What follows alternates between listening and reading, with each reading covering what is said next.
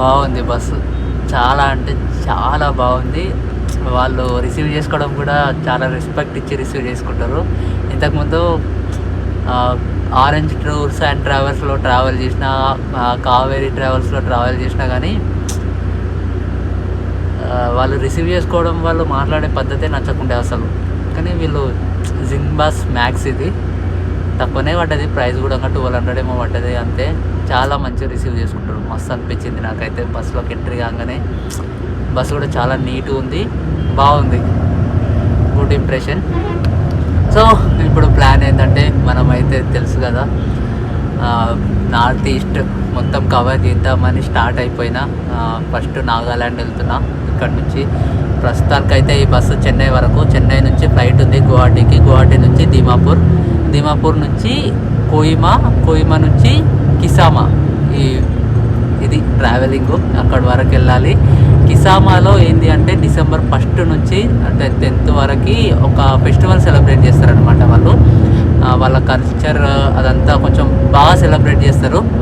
Hornbill festival, అది Hornbill festival అని మంచిగా సెలబ్రేట్ చేస్తారు. సో ఆ ఫెస్టివల్ కవర్ చేసుకొని నాగాల్యాండ్లో ఇంకా మిగతా ప్లేసెస్ కవర్ చేసుకొని, నాగాల్యాండ్ నుంచి మణిపూర్ కవర్ అయిన తర్వాత మిజోరం నుంచి త్రిపుర నుంచి డైరెక్ట్ అరుణాచల్ ప్రదేశ్ నుంచి అరుణాచల్ ప్రదేశ్ మొత్తం కవర్ చేసుకొని డైరెక్ట్ డార్జిలింగ్ నుంచి సిక్కిం. ఇది ఇట్లా ప్లాన్ చేసుకున్నా. మ్యాక్సిమం ఒక 30 to 40 days అనుకుంటున్నా ట్రిప్ అయితే. సో ప్రస్తుతానికైతే ఇక్కడ నుంచి నేను చెన్నై నుంచి flight and Dimapur Kohima reach అయ్యే వరకు నా జర్నీ ఎట్లా అవుతుందో చూద్దాం. ఈ బ్లాగ్ అయితే అక్కడి వరకు చేస్తా. ఇందులో బ్రష్ అండ్ పేస్ట్ కూడా ఉంది. అండ్ హ్యాపీ బిస్కెట్ ప్యాకెట్ ఒకటి juice, fruit juice, mango. This one, what is this? Corn biscuits అంట. అసలు ఇది అన్ఎక్స్పెక్టెడ్. ఇది డిన్నర్ కూడా ఫ్రీ ఇందులోనే. 1600 పడ్డది నాకు ఈ బస్సు టికెట్. ఇంతకు ముందు చేసిన బస్ జర్నీలకు ఈ బస్ జర్నీలకు అసలు జమానాస్మాన్ పరకు ఉంది అసలు. జస్ట్ బస్ ప్రైజులు కూడా మరీ అంత డిఫరెన్స్ ఏముండయి. జస్ట్ 100-200 రూపీస్, 300 రూపీస్ డిఫరెన్స్ ఉంటుంది అంతే. చాలా అంటే చాలా మస్తు అనిపిస్తుంది నాకు బస్ జర్నీ మాత్రం. ఎగ్జాక్ట్గా 10:30 అవుతుంది టైము. ఈ లొకేషన్ ఎక్కడ తెలియదు. రేపు మార్నింగ్ 9 వరకు చెన్నై రీచ్ అవుతాము. చెన్నై రీచ్ అయిన తర్వాత ఈవినింగ్ కాదు, నైట్ 9:30కా ఏమో ఫ్లైట్ ఉంది చెన్నై నుంచి డైరెక్ట్ గువాహటి. సో రేపు వీలైతే చెన్నైలో ఫుల్ వర్షం ఉందంట. వర్షం లేకపోతే చెన్నైలో కొన్ని ప్లేసెస్ అనుకున్నా, ఆ ప్లేసెస్ కవర్ చేస్తా రేపు. మళ్ళీ నెక్స్ట్ స్టాప్ వచ్చేసి మార్నింగ్ 7కా 8కా ఆపుతాడంట బ్రేక్ఫాస్ట్కి. అప్పటి వరకు గుడ్ నైట్.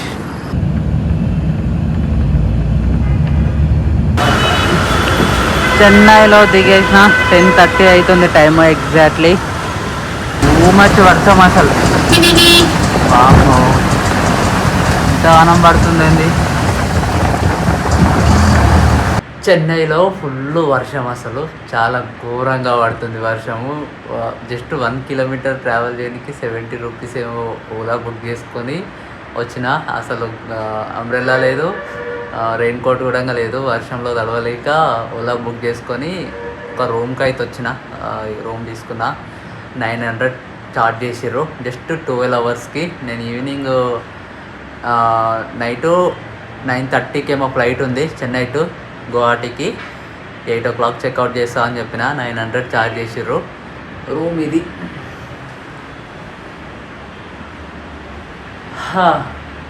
బాగుంది రూమ్ అయితే. ఓకే. ఈ వర్షం లేకపోతే చెన్నైలో కొన్ని ప్లేసెస్ అనుకున్నా మంచిగా, ఆ ప్లేసెస్ తిరుగుదాం అనుకున్నా ఈ టైంలో బైక్ రెంట్ తీసుకొని. కానీ అసలు ఛాన్సే లేదు. అసలు ఫుల్ వర్షం పడుతూనే ఉంది. తిందామని బయటకు వచ్చిన టిఫిన్ చేద్దామని, అయినా కూడా తగ్గట్లే వర్షం అసలు.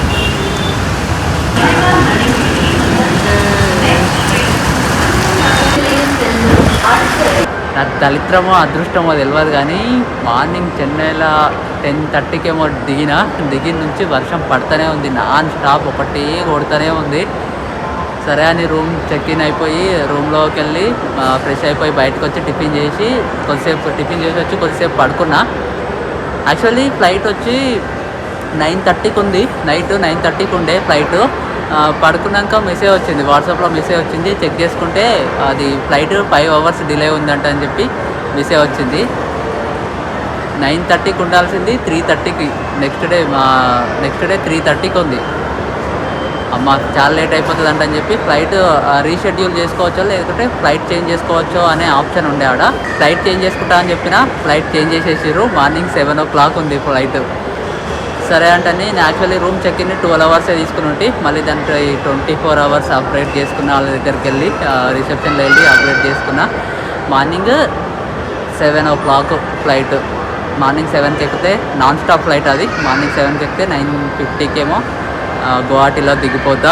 ఇది చెన్నై మెట్రో స్టేషన్ అనమాట. నేను ఇక్కడ నుంచి ఎయిర్పోర్ట్ దగ్గరలో ఏరో హబ్ అని ఒక మాల్ ఉంది, ఆ మాల్కి వెళ్ళాలి. డైరెక్ట్ మెట్రో టికెట్ ఫోన్పేలో బుక్ చేసుకొని డైరెక్ట్ వచ్చేసిన పైకి. ఇంకా ముందు కనిపించేదంతా ఎయిర్పోర్టే, కార్స్ వెళ్తున్నాయి కదా, నేను మిర్రర్లో కనిపిస్తున్నా. ఎయిర్పోర్ట్ అపోజిట్లోనే మాల్ ఉంది. మాల్లో నుంచి ఎయిర్పోర్ట్ క్లియర్గా కనిపిస్తుంది.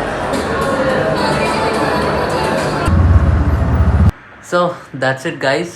రేపు పొద్దున 7 o'clock ఫ్లైట్ ఉంది చెన్నై టు గువాహటి నుంచి దిమాపూర్ నుంచి కోహిమా టు కిసామా. ఇది రేపు జర్నీ మొత్తము. అదంతా సపరేట్ వ్లాగ్ చేస్తా.